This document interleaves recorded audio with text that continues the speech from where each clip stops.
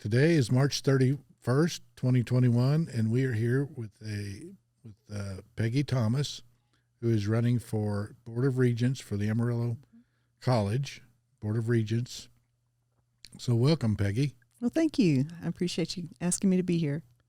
Let's start off by telling the voters who you are, where you come from, a little bit about you, Okay. and then we'll go into why you're running for the AC Board of Regents. Okay. Well, my name's Peggy Carter Thomas. Chose the Carter Thomas part because that's how I am on Facebook, so that's how people can find me. I am a child of the Texas and Oklahoma Panhandle. A little bit of trivia: my grandparents, who were 76 and 80 when I was born, came over from Kentucky in a covered wagon to the Oklahoma Panhandle. Wow. And so I have deep roots in the Panhandle. Went to high school in Canadian, Texas. We moved from Texoma to Canadian when I was going into 8th grade. And so I graduated from Canadian, Texas, a beautiful place to graduate from. And then I attended 2 years of Bible college at Gulf Coast Bible College, which is now Mid-America Bible College. And then I got my MRS and spent about 3 years in Jersey after that. Learned a lot about cross-cultural marriages, and lived. He was from Jersey, and then we came back to the Panhandle, and he ended up working in insurance. I helped him with that, and all but since 1985, all but 3 years have been in Amarillo. Spent 3 years in Odessa. Came back to Amarillo from Odessa, and it wasn't too long after that I found myself a single mom with 3 boys, and I decided to go back to college, and so I am a proud product of Amarillo College. I had the honor of being the outstanding occupational therapy assistant student my graduating year. Some ideas that I had for using occupational therapy in different ways, and worked in occupational therapy for a while, remarried, and between the two of us, we have 5 kids and 11 grandchildren. So Very good. brings you up to now. So you spent your professional life as an occupational therapist? In occupational therapy, yes, and I had some illness and had to quit working. Loved occupational therapy. Liked being able to see people do more than what they thought they could do, or find a new normal and be successful in that. Being able to motivate people was a big part of that. And I carried that on in our church also. Worked in singles ministry, and altogether devoted 12 years to working in singles. And I had been given so much in that ministry, and so I wanted to be able to give back to it.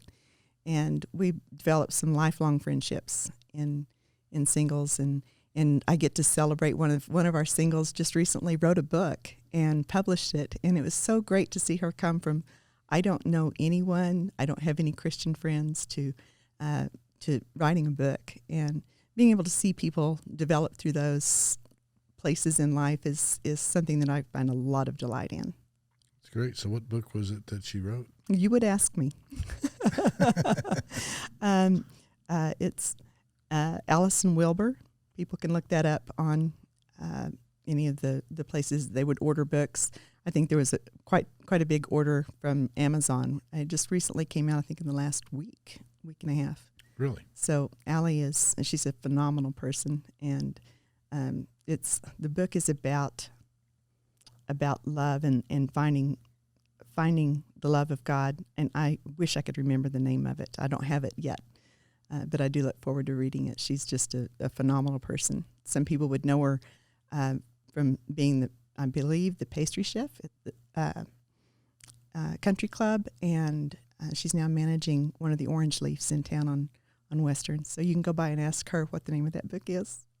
There you go. Allison Wilbur. We'll have to check that out and support our local authors. Yes. So you've been in occupational therapy, and then you had an illness, and now you're recovered, back in the game. Yes, I got certified in natural health along the way as well. Traditional medicine wasn't getting me well, and so I took responsibility for my body and for what I was putting into it, and learned a lot about natural health, and did some work in that area as well. That's interesting. Yes. Well, maybe we'll get back to that. But so what possesses you to want to run for the Board of Regents for Amarillo College? Well, long story short is I'm a concerned citizen wanting to give back to the community. And the way I came around that was by volunteering in the Trump 2020 campaign and with Ronnie Jackson. And I found out that I loved going and knocking on doors and talking to people, hearing what they had to say. And it was very fulfilling for me. And I knew I wanted to get involved more. I really felt as a Christian that God was calling me to get more involved. I was in my mother's womb in 1962 when they took prayer out of the schools. But in 2020, I wasn't in my mother's womb. And I felt like that I needed to do something so that when my kids and my grandkids ask what I did in that 2020 campaign, I would be able to tell them that I did something. And little did I know that it wouldn't go the way I thought it would. But in that, I gained a desire to be more involved and not just vote, but contribute to the political scene, contribute to what I wanted to see happen and what I thought was best for our country. So I actually talked to your secretary down at Potter County Republican office and asked Linda what I should do to get more involved. She said, well, talk to your county or your precinct chair. Okay. So I looked up the precinct chair and there wasn't one. And you're in Randall County. I'm in Randall County. So I looked that up and there wasn't one in my precinct. And so I spoke to the county chair, Tim Ravel, and said, hey, I'd like to get more involved. And I noticed there wasn't a precinct chair. What does it take to get involved in that? And one thing led to another. And before I left for Georgia to volunteer for a month in the Kelly Loeffler and David Perdue runoff campaigns, the senatorial campaigns, I was asked to consider running for an office. And my answer back was, I was thinking precinct chair. But that kind of led me into it. And I spent a lot of time in prayer about that. And when I came back, I decided that's what the Lord was calling me to do, quite honestly. And so at the very last moment, I made my absolute decision and turned my paperwork in. Very good. So tell the voters what the Board of Regents do and what's their responsibility. Well, the Board of Regents is primarily the policy and governing authority over the college as far as policies, but they only have one employee, and that's the president of the college. And so we make decisions. Something I didn't know that was very surprising to me was that when there are tax abatements, Amarillo College, if it's in the territory of Amarillo College, which is basically the Amarillo city limits and about 5 other places, but when there's a tax abatement offered or requested, we have a say in that because it's going to affect the taxes for Amarillo College as well, or the opportunity for Amarillo to grow. So that's an important role that Amarillo College plays that I wasn't aware of. So basically the president serves at the pleasure of the Board of Regents. Yes. So if he's doing something that you don't like, Mm-hmm. you all have the power to get rid of him Mm-hmm. or to hire a new one. Right. Or we can give him kudos if he's doing something well. Tell him he's doing a good job. Yeah. Well, that's a powerful position. I don't think a lot of voters are even aware that we have a Board of Regents. I was aware there was a Board of Regents, but I didn't really know how they got there. And I didn't know what the role was. And it's more foundational to keeping the Panhandle spirit, our schools and the colleges in our area. Amarillo College is there as a community college to serve the needs of the industry in Amarillo and the surrounding areas. And by doing that, we play an important role in the values of the students, in the direction that and opportunities that the students have. We'd like to keep more young Amarillo graduates in Amarillo to help build our community here instead of them needing to go to another city to have that comfortable lifestyle and living. Amarillo College affords a lot of people the ability to stay in the Panhandle if that's what they want to do, or to go on to another college. And I'm sure that you're aware that if students meet certain requirements and graduate from an Amarillo high school, then they get 60 hours of education at Amarillo College for free.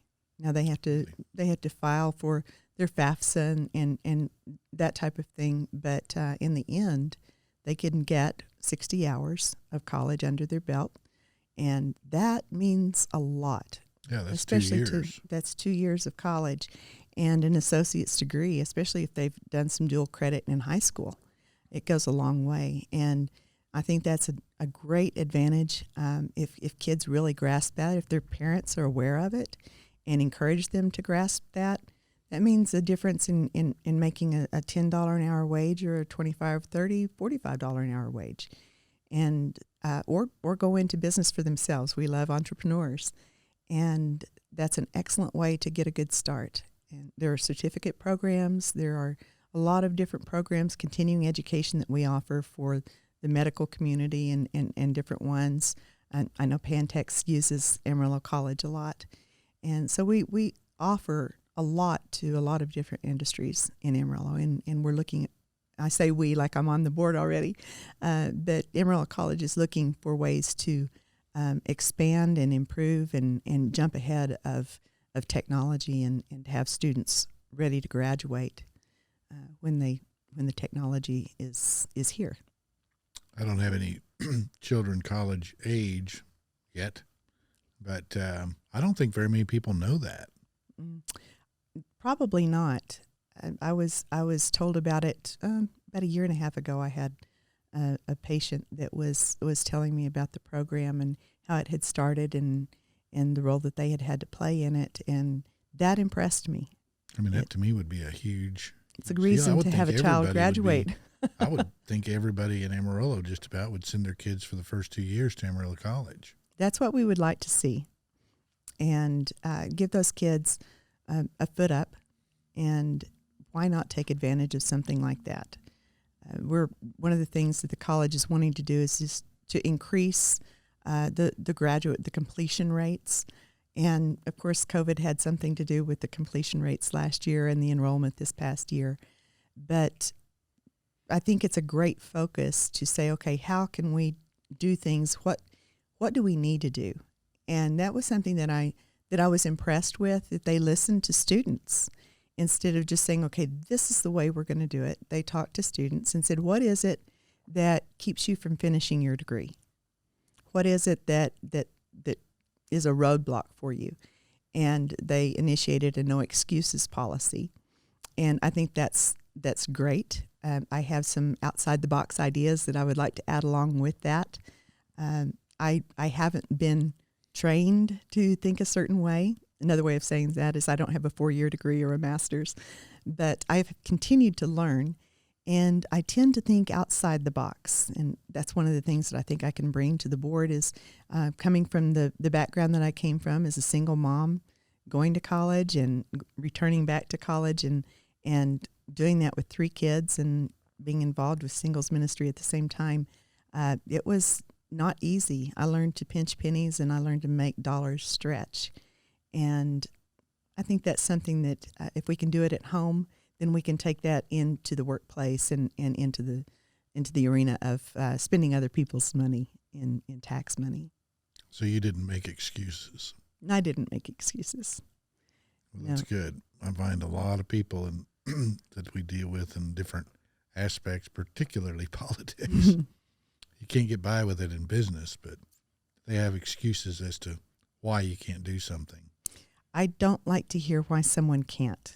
I want to hear how they can. Yeah, let's figure out how to get it done and do it. Okay, so you can't. That's a roadblock. That doesn't mean the whole road is destroyed. It doesn't mean that there's not another avenue to get to it. My mom and I was raised by Depression era parents. My dad was born in 1919. My mom was born in 1929. And so I had all those years of wisdom in my parents that not everyone is afforded. And one of the things Mom always said was, well, you make do with what you have. And another saying was, poor people stay poor because of their poor ways. Now, she wasn't saying that with her nose up in the air. She was saying that because she had been from humble beginnings. My dad had been from very, very humble beginnings. And I was sharing that at the forum a few nights ago. One thing I wasn't allowed to say because of restrictions of time was my dad had a third grade education. His dad was a sharecropper's son. He was the son of a sharecropper. His dad was a sharecropper in Alabama.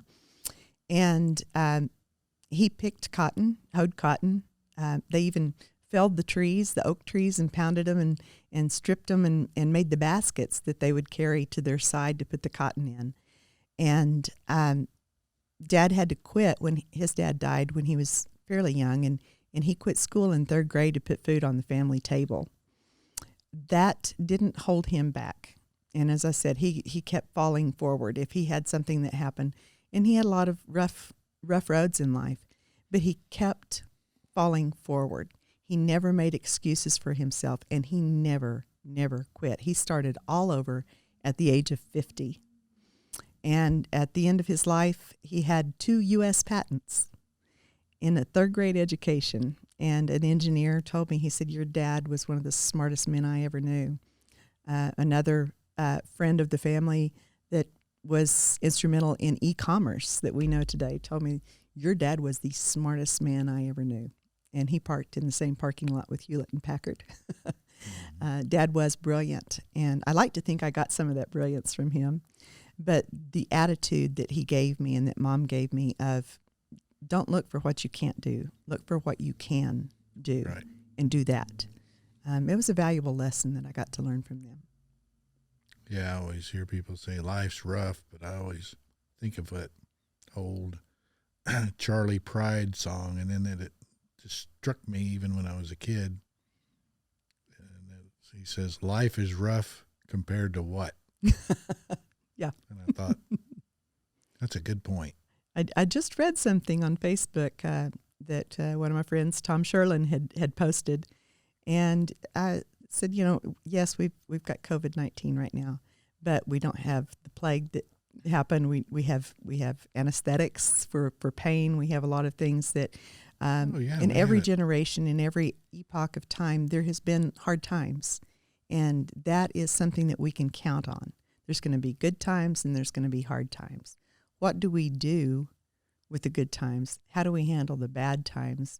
And how do we adjust our attitude for both? I think that's very important. Yeah, most things in life are about attitude.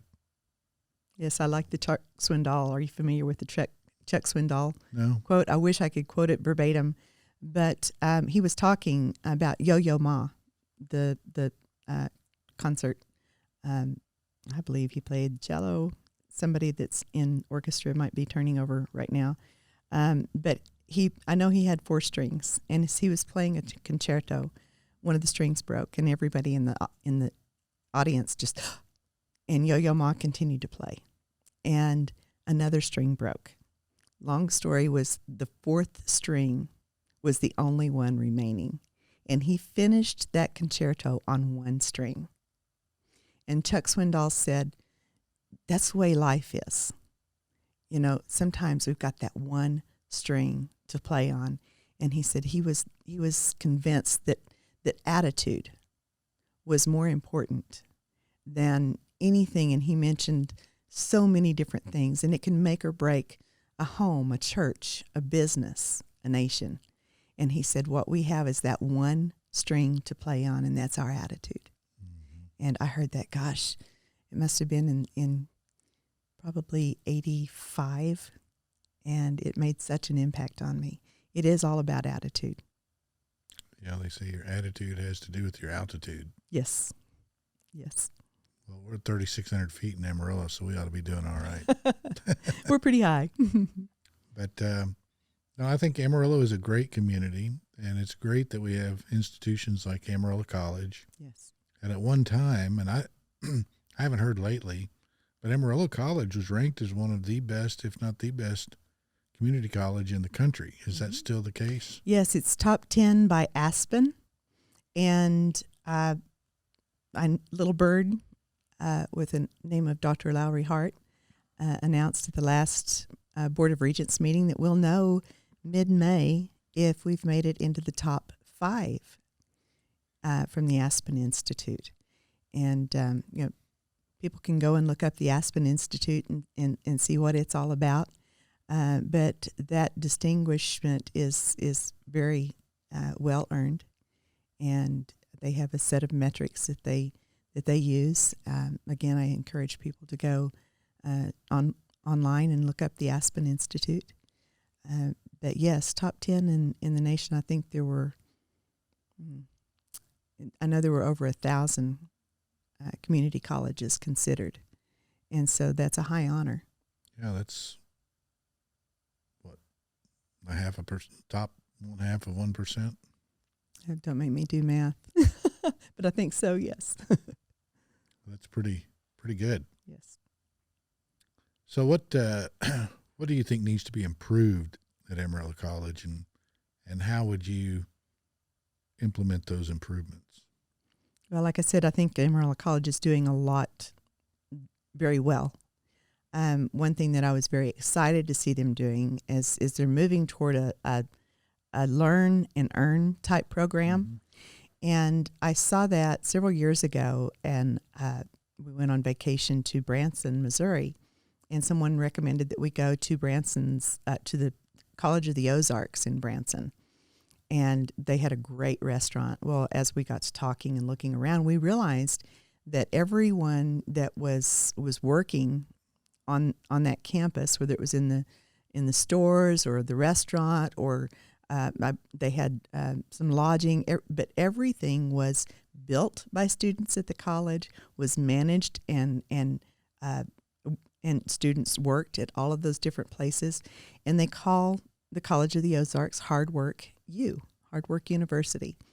And we still get little brochures about it. It's a private college, but everyone that goes there works in the area of their degree. And in doing that, they are paying their way through college. They're gaining all of the experience that comes with on-the-job training. And then when they finish, it's like I said, how many employers look for a 22-year-old with 10 years of experience? And that's kind of hard to get.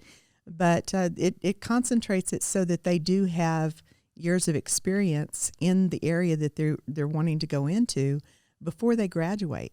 And that gives them a step up on other students. And as Amarillo College is looking at incorporating that, I was very excited to hear that.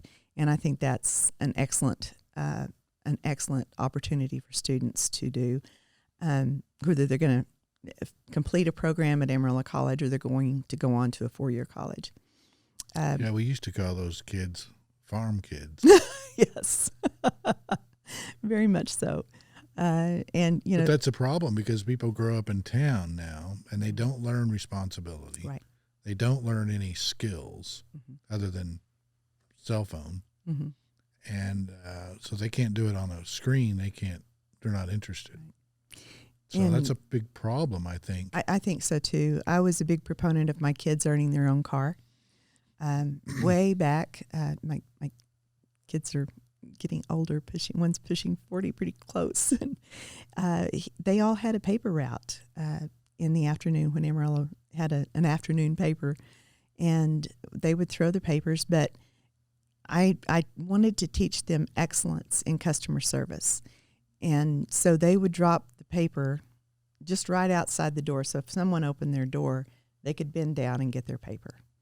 And that was just the way that they did their paper routes, and I probably spent too much on gas following them, but I wanted to be sure that they were safe and that they were doing the job that they were supposed to be doing. And their tips at Christmas were phenomenal. they would always get so excited because they got such wonderful tips and little notes of thank you, that I can always know where my paper is. Thank you that you're so respectful when you come and knock on my door for the payments. And so they would get really wonderful tips at Christmas time because of the service that they provided. I felt it was important for them to learn that. You can't, the younger you learn it, I think the better. Mm-hmm. So that's a fantastic thing that Amarillo College is looking at. Yes. So what other improvements do you see that you could implement? There was something when we met, all of the candidates met with Dr. Lowry Hart, and they were talking about the No Excuses program. And I'm a big proponent of that because there are times when something comes up in your life that you something out of left field.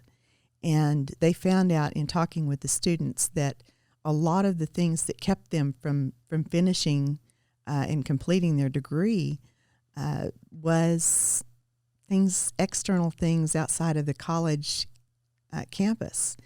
And so in talking with the students, which I think was great, anytime there's communication, it's a good thing, they found that it might be your car breaking down or someone couldn't pay their rent, and so they would have to drop college classes and go to work.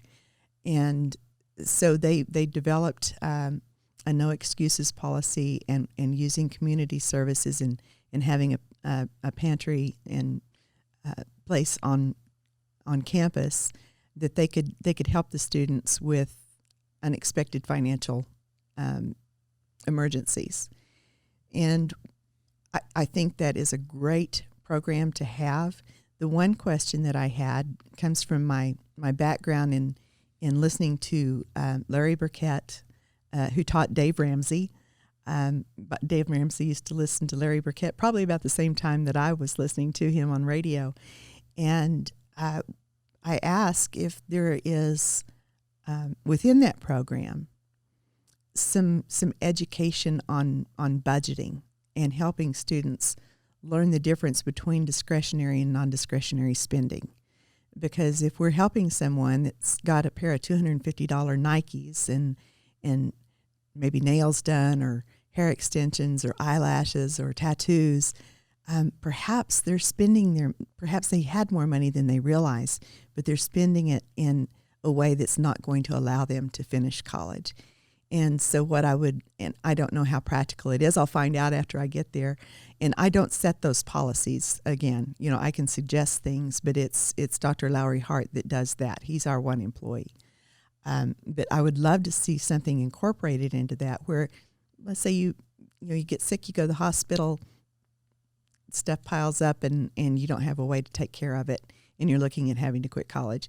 So the college steps in with an attitude of love and affirmation, which they've been incorporating, and helps that student out.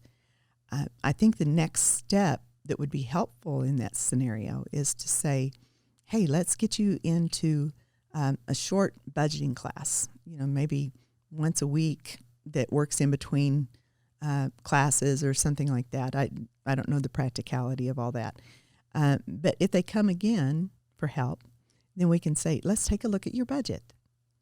And is that allows some accountability to rest on the student, which I have found when someone feels accountable and they feel like they're accomplishing something, their sense of pride in themselves goes up.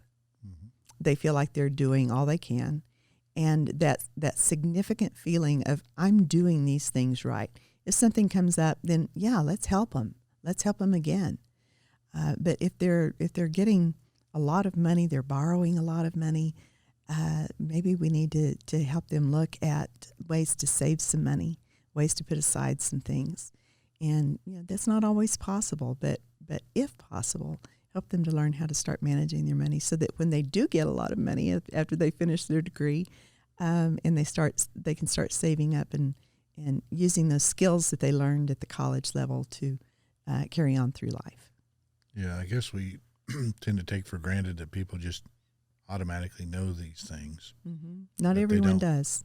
Right. And 67%, I believe, of our students are in the minorities category, and a lot of them are first-time college students in their family.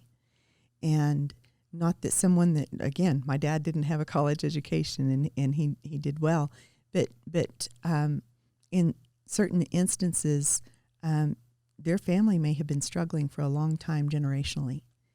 And if we can help them see how to use money wisely while they're still in school, that's something, as I said, that's going to carry with them, and a tool that they can use for the rest of their life.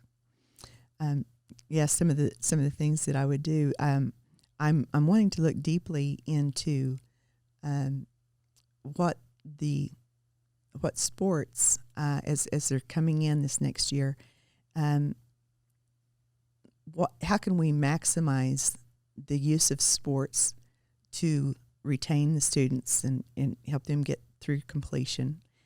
But also, how can we provide a sense of community at the college to give, especially the younger students that are coming from high school in, give them a sense of pride in their college and a sense of belonging, because that's something that young students really need.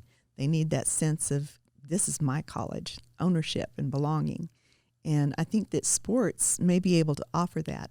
What we don't want is that sports would be costing more than it can bring in, because then that goes back to taxpayer issues. I'm not an advocate of raising taxes. So if we can use sports to generate income, and generating income might be just keeping kids in school to completion. That's going to be, if we improve that up to 80%, which is the goal, then that means that the students are going to continue in college, and that's going to be a pay increase for the college if we can keep the kids there. Well, there's other things. You have sports, you have theater, Mm-hmm. things like theater that could generate income and help other students that aren't necessarily inclined for sports. Right. Sports isn't the only thing. Right. But it There's is. a lot of things, if you start thinking about it, that they could do that could be more inclusive of all the students. Right. And in doing that, again, that sense of community, that sense of belonging, encourages, I think, any student, especially in the younger ages, to stay a part of something, because we all want to be a part of something.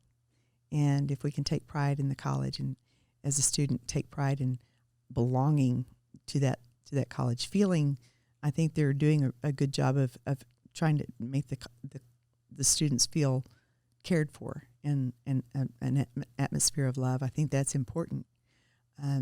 But also giving the kids something that glues them together while they're in the Amarillo College experience, I think it's a benefit. So they're enhancing the word community in the community college. In the community college, yes. That's good.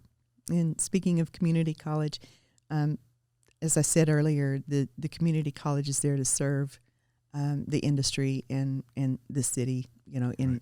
Now, don't they have outlying campuses? Yes, there are. There's several. The Hereford and Dumas, I think, are two big are the two campuses outside the city limits. And actually, the Board of Regents has representatives from both campuses as non-voting members of the Board of Regents, and we definitely don't want to forget about them. In fact, they were talking about one of the campuses at the last meeting. I think it's important also that we assure that values are matched at the college as they are in the community. Our community is pretty conservative, and I think having conservative voice at the college is a positive thing. We want to be able to reflect the values of the community at our college and in our schools as well, which I love to see students be able to think for themselves. So because I'm conservative, I don't want people thinking, oh, she's going to try to get rid of anything that's not conservative. I don't agree with that mindset, whether it's liberal ideas or conservative ideas. Young students and some older students, they're smart enough to discern for themselves. And that should be part of the college experience, whether it's community college, four-year college, whatever. Having both views expressed neutrally to let students decide what their values are. Are they going to be the same as their parents? Are they going to be far right or far left of their parents? What is it going to be? But we need to be sure that we're giving them the opportunity through speakers, through education, through the ways that the professors present issues. Be sure that we're engaging the students at the mental level. Think for yourself. What do you really believe? Why do you believe it? Which is better for our country, for your community, for your state? It starts here. And I think that's something that I didn't really think about. I didn't realize until I was in Georgia and volunteering for that campaign how important the local offices are. And going back to that, who controls the mind of our kids? It's the schools, it's the colleges. And we want the kids that go there to be able to freely express themselves with respect, think for themselves, and be allowed to express what they've thought in the classroom without intimidation from either side. Yep. Again, that's not me making that policy. That's something that the president does. But that's something that, as a Board of Regents, we can encourage the president to consider. Well, that's very good. I guess, college is supposed to be a vast marketplace of ideas, yes. Right? Yes. So anytime you stifle one train of thought over another and you try to manipulate that, I think bad things happen. I do too. I think you have to let people explore all different ideas. And there's a lot of them. There are. So if the people understand critical thinking skills, they're always going to, at the end of the day, we have no worries because they're going to make the right decision. Yes. I believe. But we're not teaching. You trust them. We have to trust. And I think some people don't trust other people, and that's where we run into problems. Well, we start name calling if we don't trust. Right. We lower ourselves to a lesser standard. If there is intellectual discussion and critical thinking, as you said, I when I was homeschooling, I wanted my kids to be able to think critically and to analyze things for themselves and to say, wait a minute, if this is true, then what's the opposite side of that? And look at both sides and look circumspectly around. We want to encourage that in a college atmosphere. I think it's very beneficial for everyone involved. We don't want robots in our society. We want people that are thinking and awakened to thought, awakened to ideas, rather than just regurgitating what they've been taught. Because the best ideas have yet to be thought of. That's it. That's it. But a lot of people think we lived in a static world. But we it's don't. Dynamic. It's very dynamic. And we see that in economics. I remember when I was in school, the professors tried to convince us that, there's so much money, and that's wrong. Mm-hmm. There's an unlimited amount of money. Money is created by the human mind. You're right. It was the value that we place on something. Right. Value and price are different things. Mm-hmm. And it's unlimited. We create it. Well, as I believe, we're created by an infinite creator. Right. And if we're created in his image, then if we tap into what he's given us up here and in here, there's no limit for us unless we limit ourselves. I agree with that.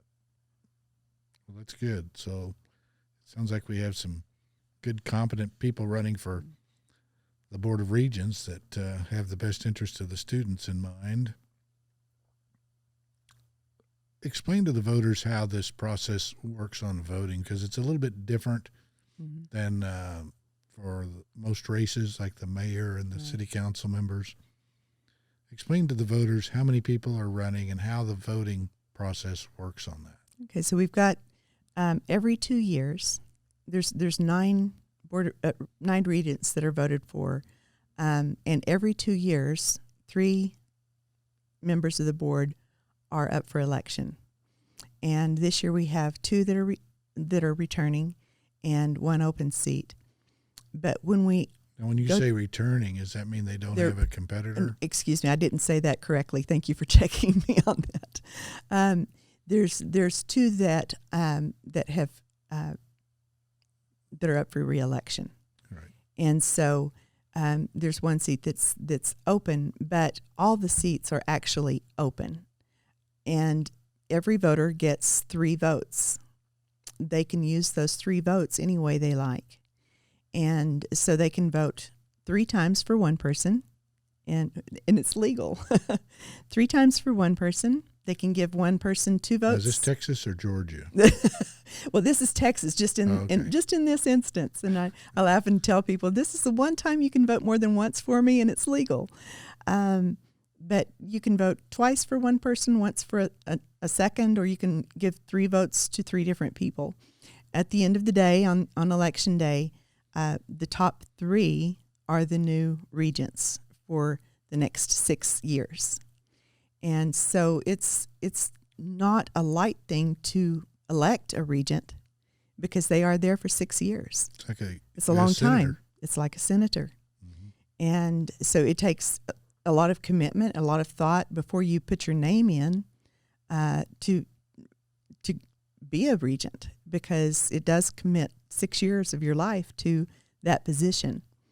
And so every 3 years then, or every 2 years, the next group of regents are elected, and until it goes back around in that 6th year to the ones that I would be if I was serving on that, up for re-election. So there's 9 total regents. Yes. And how many are running for those 3 spots? There's 6. There's 6, including the 2 incumbents. Is that including you? That includes me. There's 6 altogether. And so there will be 3 positions filled out of the 6. There'll be 3 elected. So how do they determine which position is filled by the votes? It's the top 3. And so the top 3 vote getters get a position. Yes, it's by popular vote. What if there's a tie? Well, then that means that someone that I asked to vote didn't vote. I don't know the answer. I guess there would be a runoff for the. I don't know. That's something I need to find out. It would be an identical vote of the exact number, but I'm sure it could happen. Yes, I don't know what the answer to that is. I don't know either. I should know that. That's a good question. I know in the city races are going to be interesting, because if no candidate in one of the places gets over 50%, there's a runoff. Right. So I don't know how that would be done, whether it's a toss of the coin or that would be the easiest. That would be the easiest, wouldn't it? That's and probably as fair as any. Yes. But that's fascinating. I just don't think I think a lot of people get confused when they go in the polling booth because they haven't been educated about that. Correct. So what I want to do is let people understand how that works, so they know that they can vote all 3 for 1 person. 3 for Peggy T. For 3 different people, or they could vote 2 for one candidate and 1 for another. Correct. They have a lot of options. They've got options. And I believe the school board set up the same way. School board is set the same way, only it's 4 votes for the school board.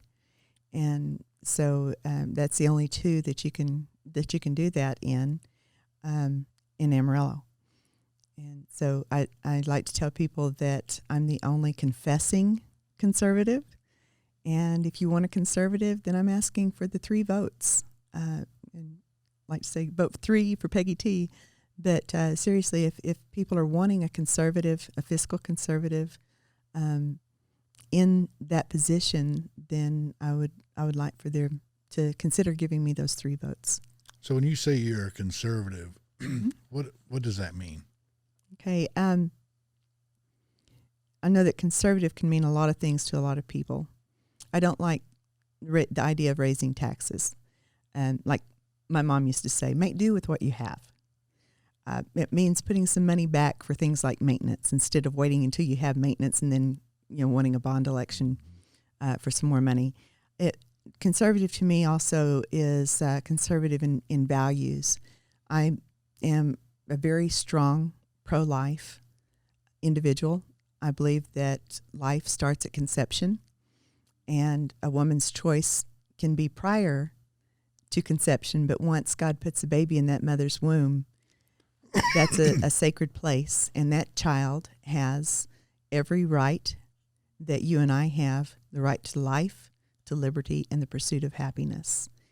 And so I'm very pro-life. I believe that our country was founded on Judeo-Christian values, and those values have carried us very well for many, many years. It doesn't mean that someone has to be a Christian to live successfully in the United States, but those values, our laws were founded on biblical values. They've worked, and not perfectly. No one's perfect, but the framework has been a good framework for us.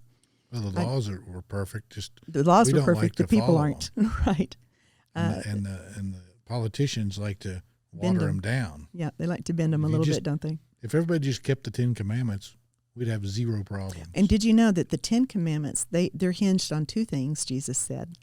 Love God with all your heart, mind, soul, and strength, and love your neighbor as yourself. Now, you have to have love for yourself, but when you love God and you understand God's love, then you're going to love yourself because you know He created you.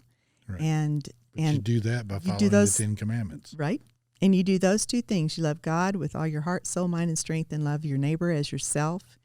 And you won't break any of the 10 Commandments. Jesus said it's hinged on those 2 things. And so we can really water it down to those 2, or condense it down, not water it down, but condense it down to those 2 things.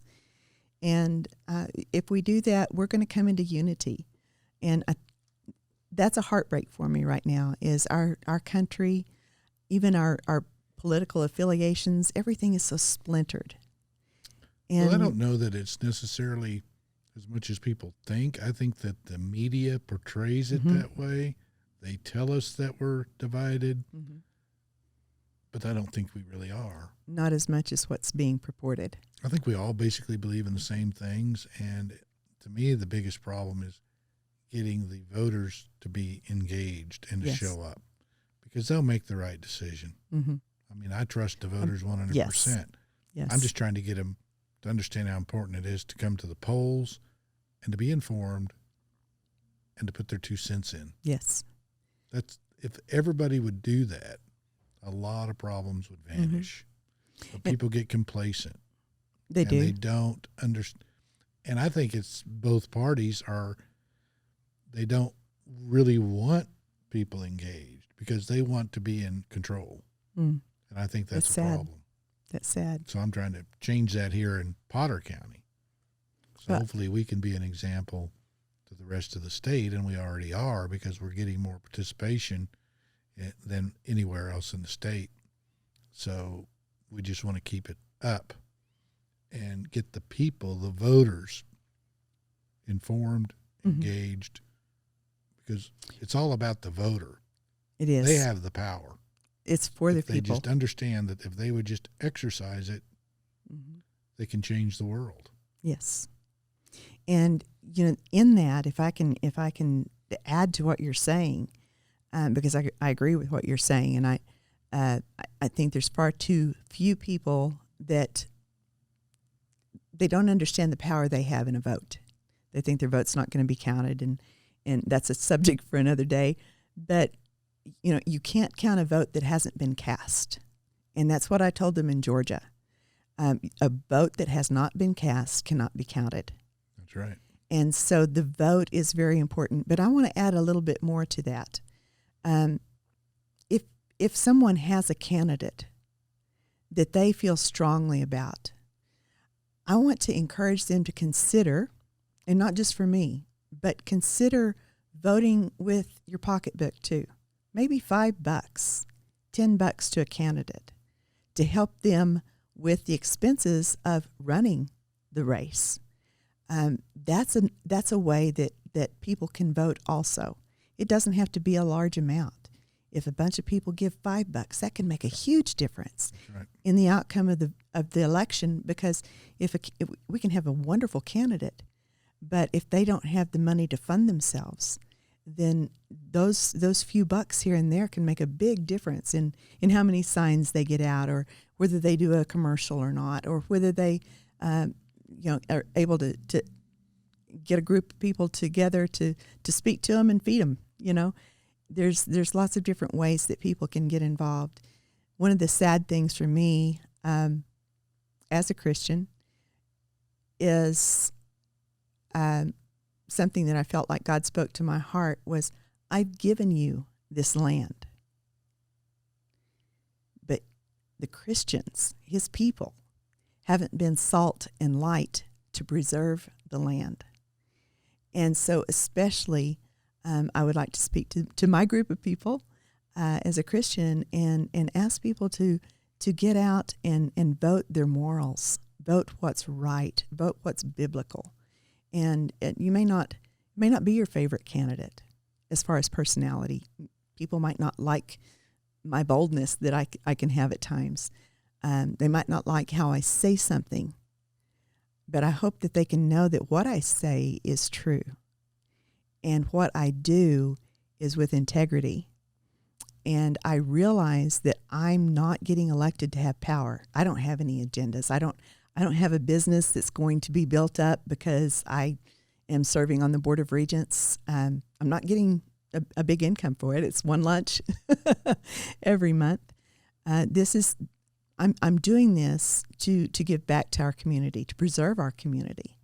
And it's something that I'm more and more excited. The farther I go in the campaign, the more excited I get inside me, the excitement that I get, because I really believe that I will be able to make a difference. And if I was the only conservative, and I don't think I'm the only, like I said, I'm the only professing conservative.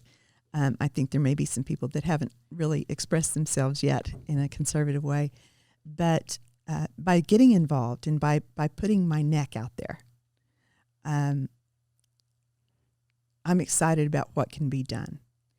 And at the same time, if I do nothing else, Dan, if I do nothing else but encourage people to stand up, go to the polls, spend a little bit of effort to go vote, to make a difference, then whether I lose or win doesn't matter. If I've gotten people in our community awakened to what we've got, and I've shared this, you've heard me share it at least a couple of times, but on the night of the election, I was out at Ronnie Jackson's watch party, and he looked me in the eye and said, this district, he said, you don't realize what volunteering in this district means.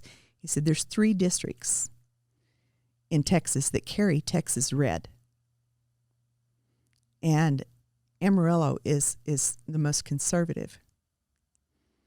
We've got to keep Amarillo conservative if we want to keep the state of Texas conservative. If we lose Amarillo, we could very well lose Texas to conservatism.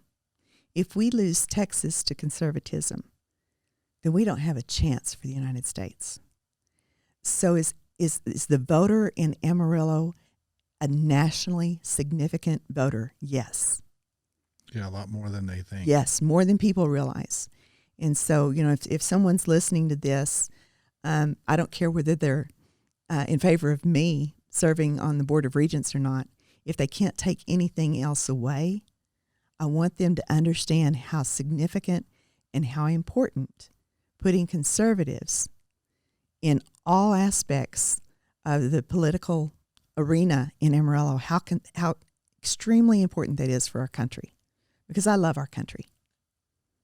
You know, I'm just wondering, sitting here listening to you, and you look at what's going on in different places, from the state level to the county level to the city level to the college level. It just almost seems like there's a effort to come into Amarillo with liberalism. That's my perception. Liberal ideas. And where does this come? Do you have any idea where it comes from? Is it natural, or is it being forced by some group? This is personally Peggy opinion. But I observed, that's one of the things I said, I came back from Georgia understanding more. When I had COVID for a few days in Georgia, even though I was doing a lot of natural therapies, and I believe that because I was doing that and building up my immune system, which is something that I love to talk to people about. But in those few days that I knew I had been exposed, and I waited and stayed in my hotel room, because if I had been exposed, I didn't want to risk taking that virus to someone's front door, because I didn't know who was behind that door. And was there a big chance of me exposing someone? Probably not. But ethically, I couldn't go out and keep knocking on doors. And so I tested on the 7th day. The 6th day was Sunday. And so on that following Monday, I tested, and to my surprise, I was positive. And I was pretty much asymptomatic. The night before, I'd had a little bit of a fever, chills, but that was pretty much it. And so on day 10, I was feeling great, and I had tripled up on some of the stuff that I'd brought with me, and so I tested again, and I was negative, and I was happy to go out. But during those days that I was in the hotel room, I was making phone calls, and I got over 85. I think it was 8,800 was my best day of phone calls, and the dialer was doing 10 calls at a time. So it sounds like a lot, but it was constant. But I wanted to be able to have as much impact, because I felt like that was the most important election in our history, in the history of our country. Make excuses. And no, I didn't make excuses. I had to do something. Figured out how to get the job done. Yes, I hadn't thought about it that way, but yes. And what I found out in talking to people, and I was talking to people from all different parts of the state, what I kept hearing over and over was big tech, and people, please hear me. Big tech came into our cities and turned our cities blue. Big tech came in to Atlanta. Big tech came in, and I would hear them appreciative that I was there, but despondent, because they were afraid that their state was going to turn, instead of being purple, was going to turn blue. Now, I'm not going to go into what I believe about elections and all of that stuff. There's a lot of controversy out there. But what I brought back was a reminder of what had happened in Georgia. I also tied that in with my experience when I lived in New Jersey. We lived in a little town called Port Republic that was just north of Absecon, which was on the White Horse Pike on the way into Atlantic City. And so I was minutes away from Atlantic City. I worked for an architect firm in Atlantic City. And the story at the time, this was 1982, the story at the time was about the residents voting in the casinos into Atlantic City. The residents of Atlantic City at the time were poverty-stricken. Atlantic City had seen its heyday, and things were in a state of demise. And so they voted to bring the casinos in so that it would raise their standard of living. They didn't have much hope for anything else. Here's what happened. The casinos started coming in. They started building their casinos, with the exception of Donald Trump, by the way. But they were building their casinos, and they brought the construction companies from Nevada to build the casinos in Atlantic City. When the casinos were built, guess who they brought in for employees? Nevada. What happened to the people in Atlantic City? They weren't better off. Their property tax went up. Yep. They were more impoverished afterwards than they were before. And working for the architect firm, I would go on a walk on the boardwalk at lunch, and I would see on the 1st and 15th, or whatever it was, the 2 times a month, that they were getting their checks. Little old ladies coming in and playing, at the time it was the One-Armed Bandit, hoping that they would get some money, hoping they would get rich. False hope. And so they were more and more impoverished for the casinos being there, when they thought that the rising water would raise all tides. It didn't work that way for them. And then I thought about places closer to Amarillo, that the landscape has changed. The economy has changed. The quality of education has changed. And that happened in the Oklahoma Panhandle just recently, in the last 10, 20 years. That's recent for people my age. That, things have changed. Well, they call that experience. Yes. Gray hair is an experience. Each one of them is a little more wisdom. But I have concerns about our city. I have concerns about, and this has nothing to do with me at the Board of Regents, except for I personally would have wanted a guarantee, like from Amazon, for example. If they wanted a tax abatement, my dad used to say, he who has the money, who has the gold makes the rules, or if my advice isn't any good, neither is my money. I would like to have seen an agreement, at least, that there would have been a percentage of the construction jobs given to local construction companies for Amazon. I don't know what that is. I don't know if that's there or not. I would like to have seen them say, yes, we will hire long-term residents of Amarillo at a certain percentage, to give the assurance that if they were going to come into our town, that they wouldn't be changing our town. It seems strategic. It seems like some of these companies, as you asked me, are coming into solid red areas. Well, and I think that sometimes causes we can concern. I'm sure Amazon has a long-term plan of where they're going to go, but I don't think we have to give them any tax abatement, because they needed us in this location. They need the location. Yes. They're coming whether we give them anything or not. Mm-hmm.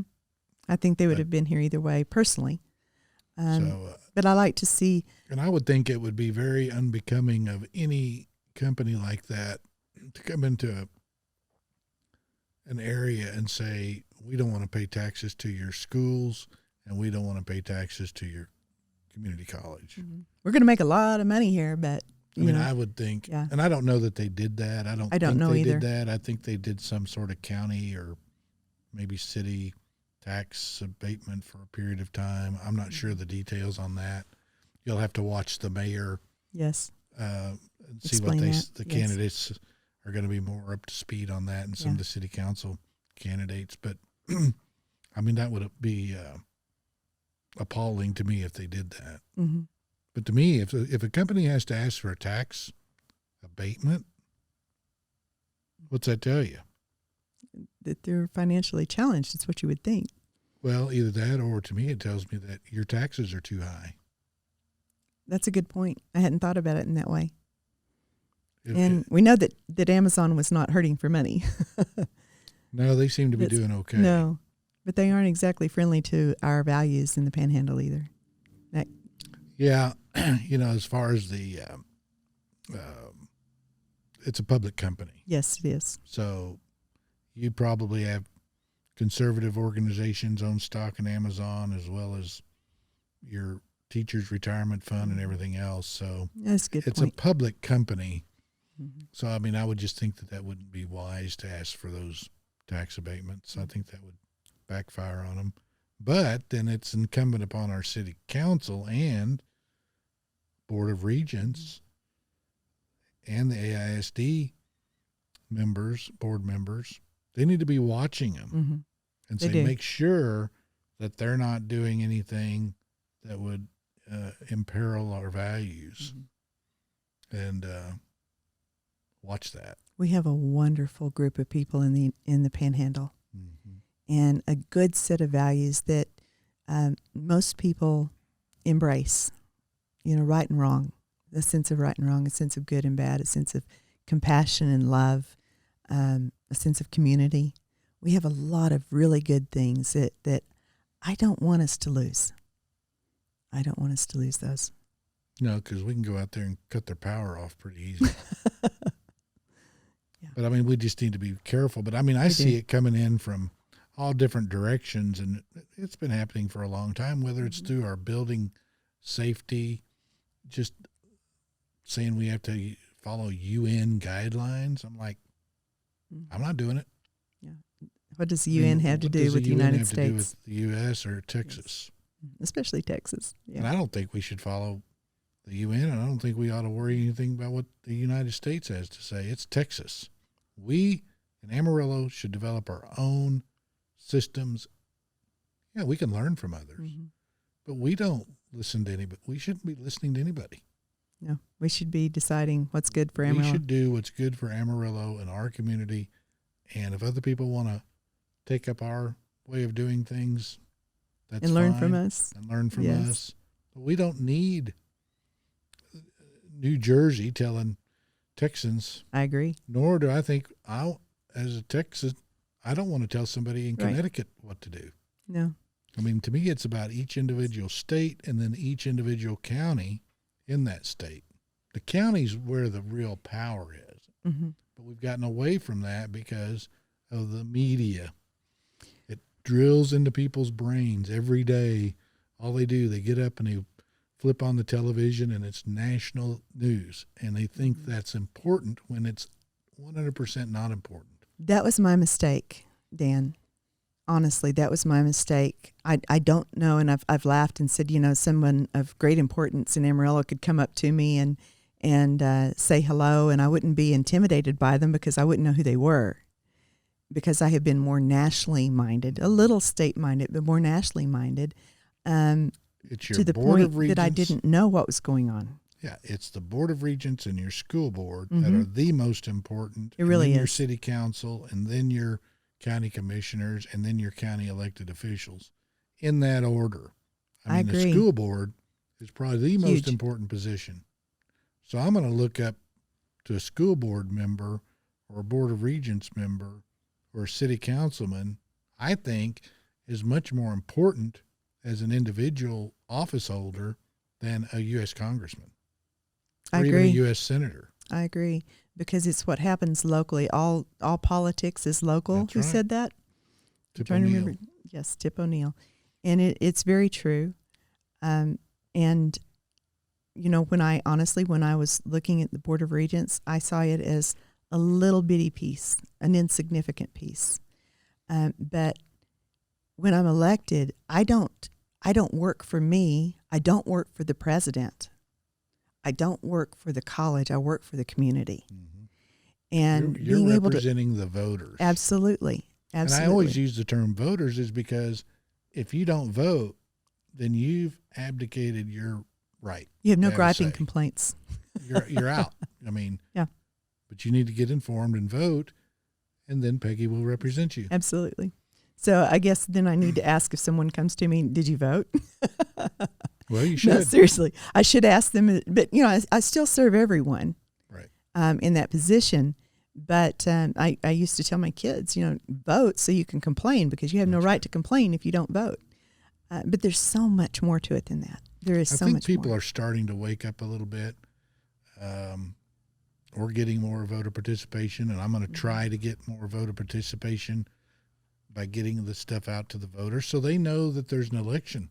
It will surprise you how many people won't even know that there's a city election going on. Right.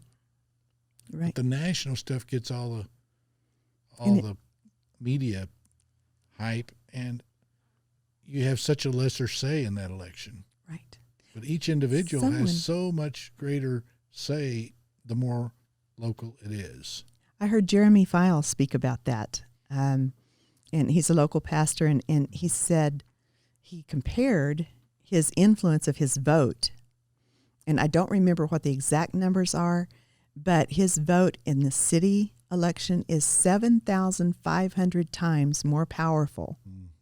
7,500 times. And if Jeremy needs to correct me, I will stand corrected. But it's Yeah, we at can that do level. That's pretty easy math. It's pretty easy math. Out. And that is huge. If you had an opportunity to have an influence with $1 or with $7,500, Well, what would you want to use? Yeah, and you're representing over 200,000 people. Mm-hmm. Right. Mm-hmm. That's a lot of people. That's a lot of people. So it is. People are uninformed, and that's something that needs to be taught you would think, in our schools about how this political process works. Mm. So, I'm considering putting together some information on that so we can get it out to the voters so they understand all these processes and how this works, because most people just don't. They don't know. They get busy with their lives. They graduate high school, they go to college, they move off, they get married, they have families. Maybe they vote once in a while. Mm-hmm. As long as everything's they're okay. Busy trying to pay taxes. Because they weren't paying attention to the politicians. Because they weren't paying attention, and then they're caught in a trap. When if they would have paid attention, maybe they wouldn't have such a rat race life. Mm-hmm. This all has changed. When I was a kid, most parents, only one worked. Well, I have a lot of rental property, okay? Mm-hmm. South Lawn, I have a lot of property in South Lawn. And you can look at those houses, and you can talk to the people that lived over there. They may still live in the house they bought in 1952 mm-hmm. for $3,000. But they raised huge families in those little 800 to 1,000 square foot houses. Now everybody thinks they have to have a 3,500 square foot house. So our standard of living has went way up. Our choice and our standard of living. It's a choice. And everybody thinks they have to have that 3-car garage, 3,500 square foot house, whatever, 2,500 square foot house that their parents had. Mm-hmm. When they start out. Yeah, exactly. And so then they both work. And it's just, then they're in debt up to their ears. Mm-hmm. And if something negative happens, they're in trouble. And I think that creates a lot of strife and anxiety, heartache and mm-hmm. headaches and with people. And then they can't focus on what's important. I agree with you 100%. And did you know that stress causes more illness than any other thing? Because stress affects every organ in the body, every system in the body.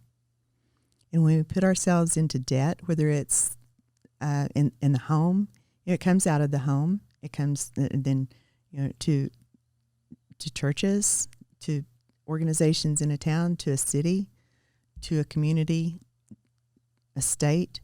If we don't learn to control our spending at home, then we don't have a sense of values to say, wait a minute, that's my money you're using for that.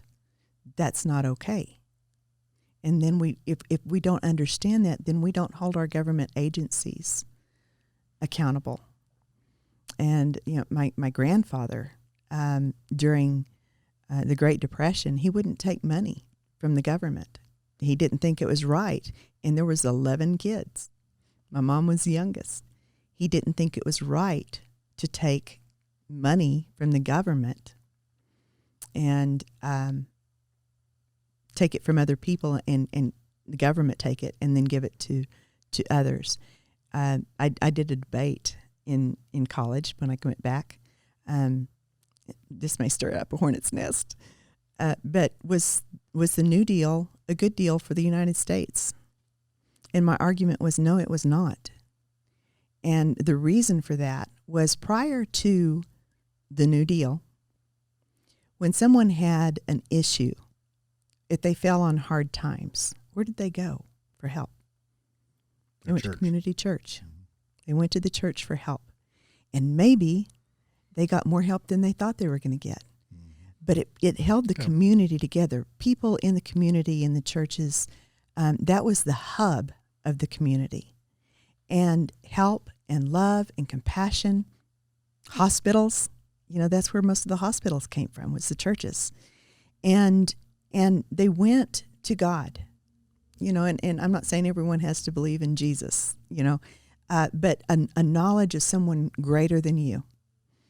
And that's where they would go for their help. The New Deal took that charity out of the church and made the government God. Yep. And when the government became God, what had happened to the people?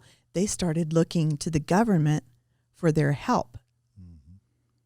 Now, when has the government ever made a permanently beneficial investment for the people that it helps?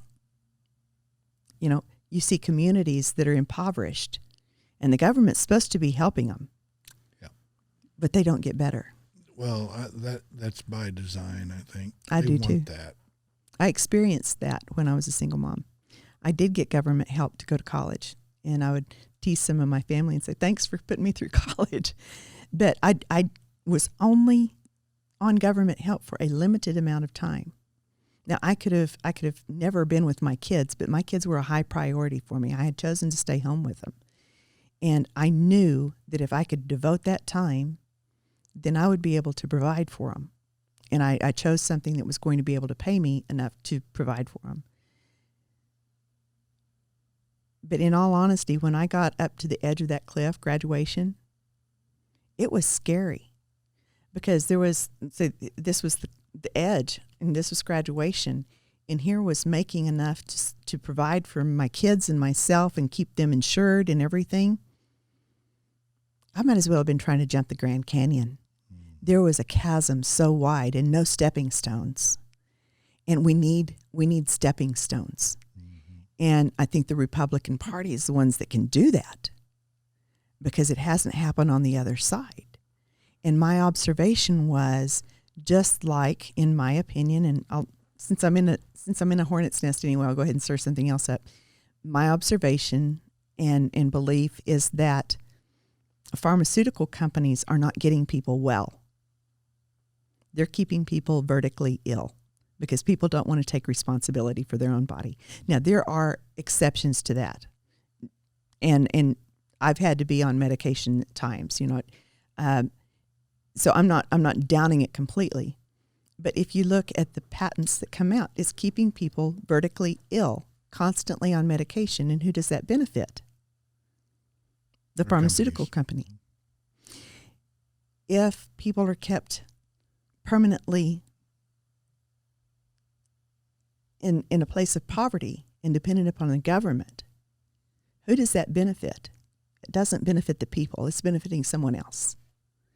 And so being able to look at that from a different perspective, and hopefully I'll be able to come up with some ideas for the college that will help get people out of that place of dependency on the government and into a place, maybe a pole vault pole that's big enough to get them over that chasm, but something that they can hold on to, that they can have a livable wage, that perhaps maybe a father can provide for the family and the mom can be there for the kids.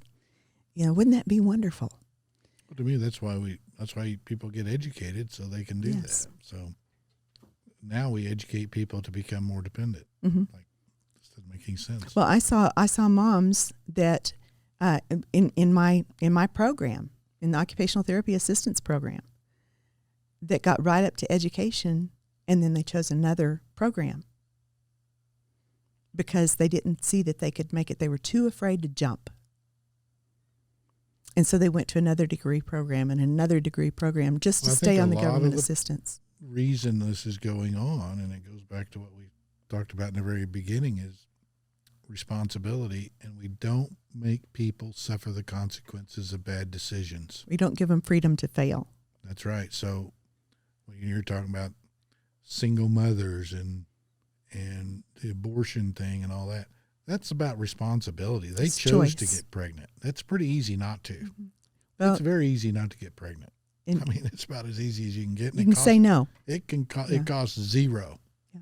Abstinence keeps people. It's 100% 100% effective. of the time. It's 100% effective. But we don't make people suffer the consequences.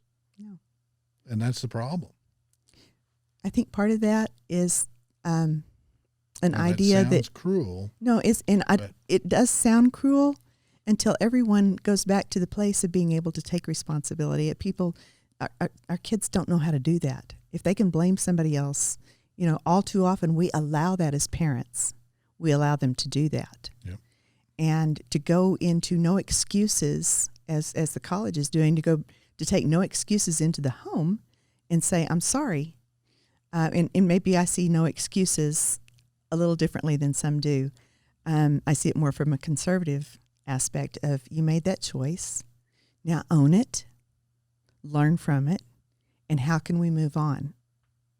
Rather than, oh, well, I'm not going to let you fail. I'm going to be your support, and I'm not going to ever let you fail. And I'll buy your car, and I'll pay the insurance, and I'll pay the ticket when you get a speeding ticket, and I'll pay your way out of jail.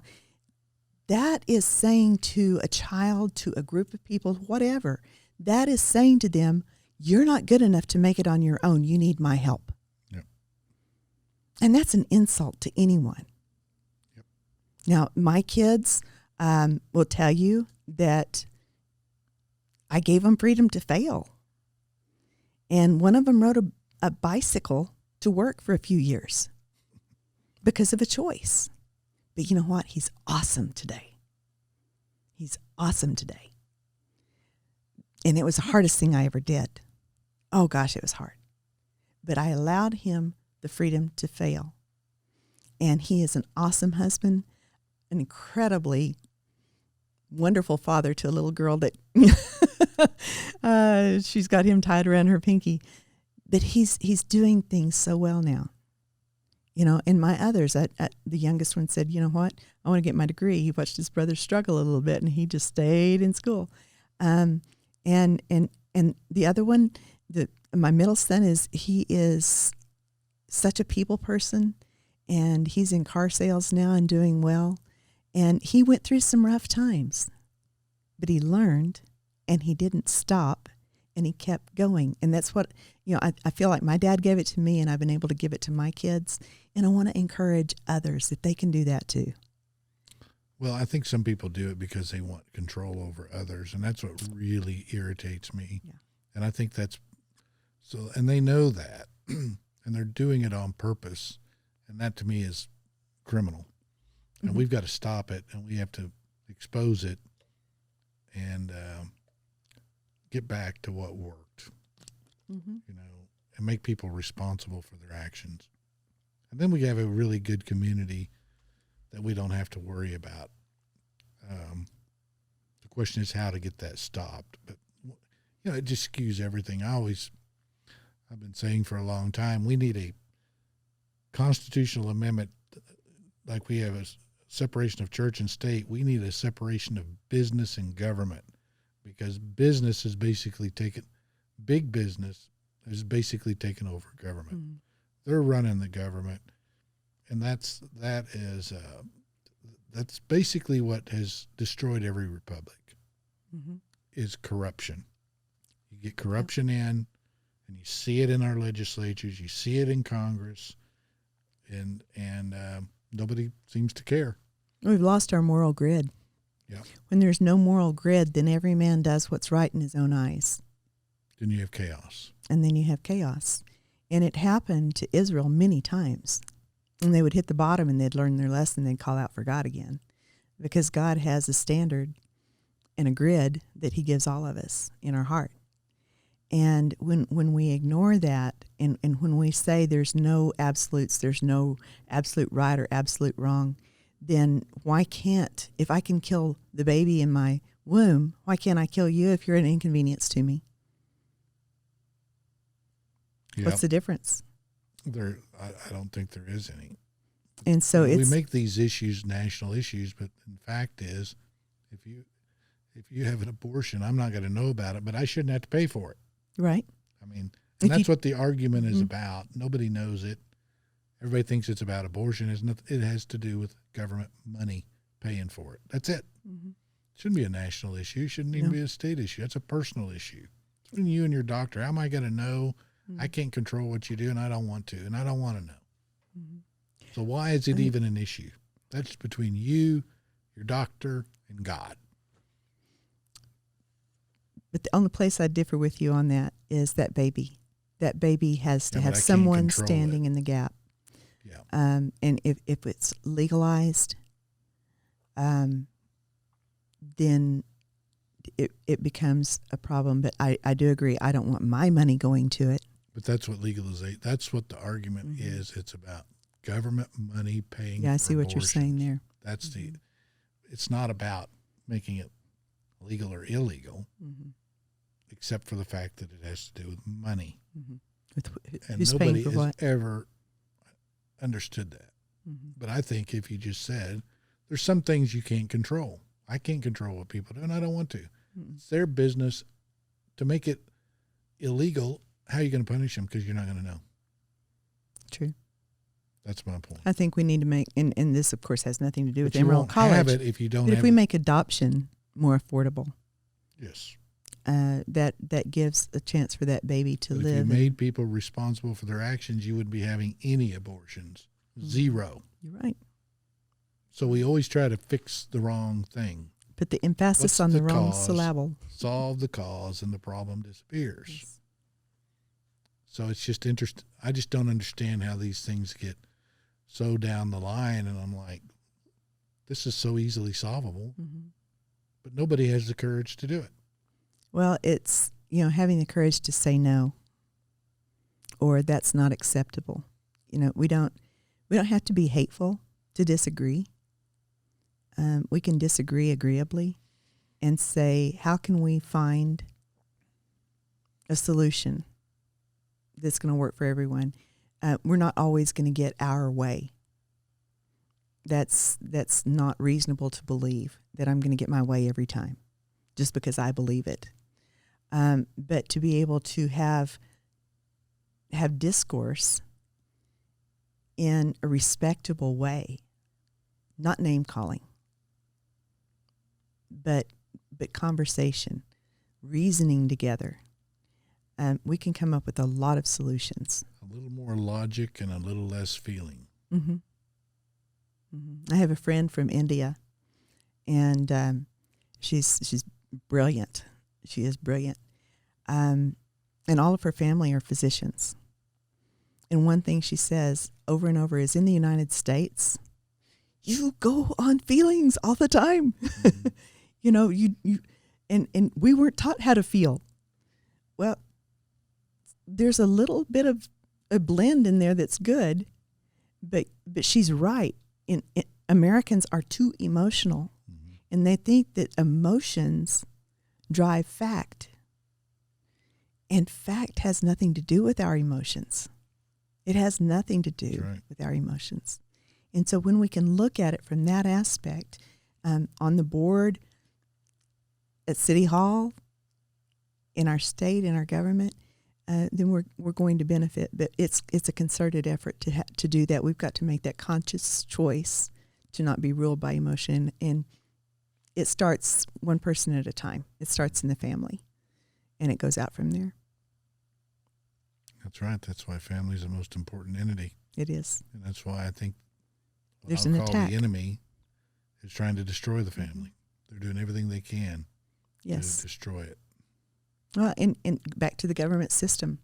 If a woman can make more money on the children that she has, if each one of them have a different father, what are we encouraging there? Mm-hmm. Is that building a family, or is it tearing it apart? Well, it's tearing it apart, and it's, that's what's and the created kids a lot suffer. of the problems is because the males in certain societies have no value. Right. Because the woman gets the check from the government. Mm-hmm. So they turn to violence. They turn to dealing drugs, which is a tax-free economy. Mm-hmm. It is. Which is really created, that whole mess has been created by our government. Mm-hmm. All problems that we have are basically created by government problems. Yeah. I volunteered out at the prison with Bridges to Life. Mm-hmm. And one of the things that I started asking every group, I did a victim impact testimony, which brings the inmates face to face with someone that has suffered at the hands of a criminal in some way. And then I started volunteering with the group, and my husband and I. And I asked the inmates over and over, and we were at Clements, how old were you when you first got in trouble? Were you under 20? Were you under 18? And then a few hands would start going down. But it was that, especially that age, like between 16 and 20, or 16 to 22, that so many of them got in trouble during that time. Mm-hmm. And a lot of it, they didn't have a father in the home most of the time. But if we can take, going back to the college, if we can take those young lives, the energy, it's all wasted on youth. But if we could take that energy and the brilliance, I never met more brilliant people than in the prison. They had come up with so many ways to do so many things in a negative way. If that could be channeled into a positive, I mean, it's amazing. It's amazing what I would hear some of them talking about doing.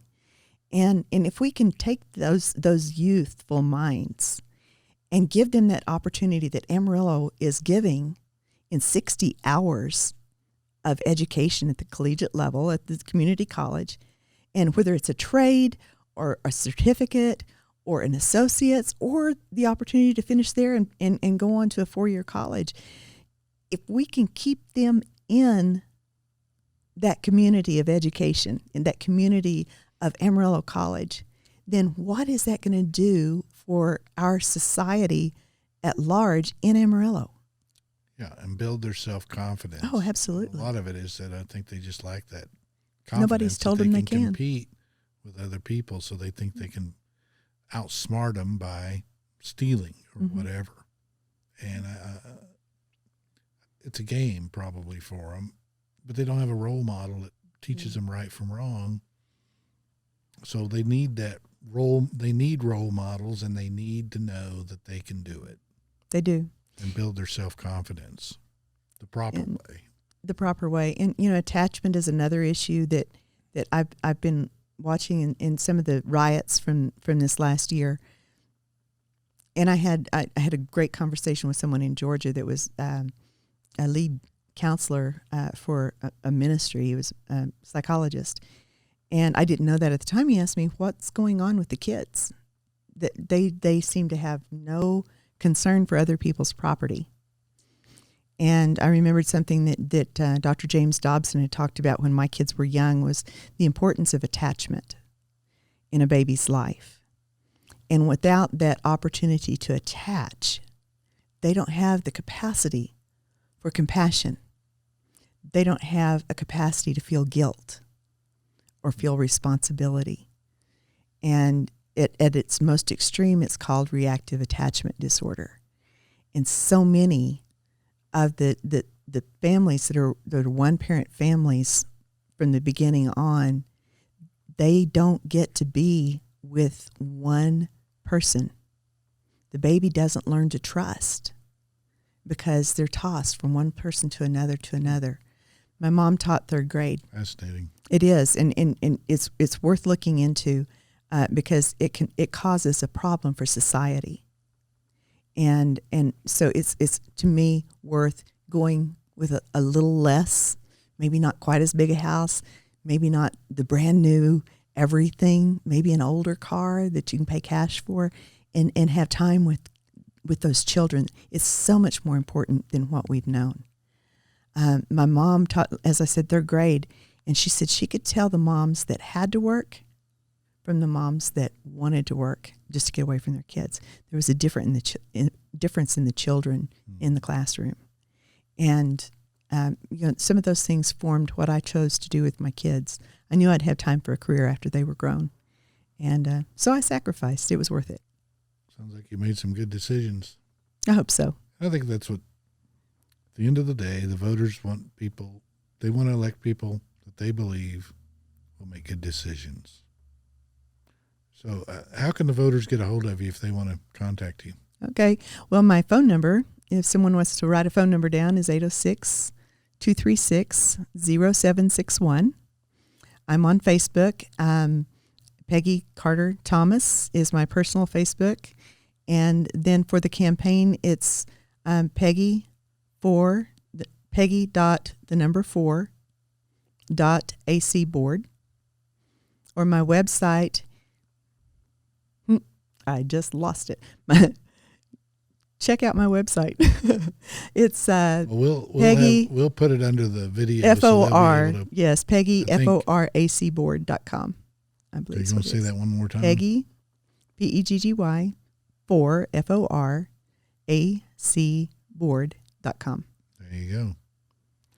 And I love to talk with people. If anyone wants to sit down, have a cup of coffee, and talk over things, I'd be happy to meet with them.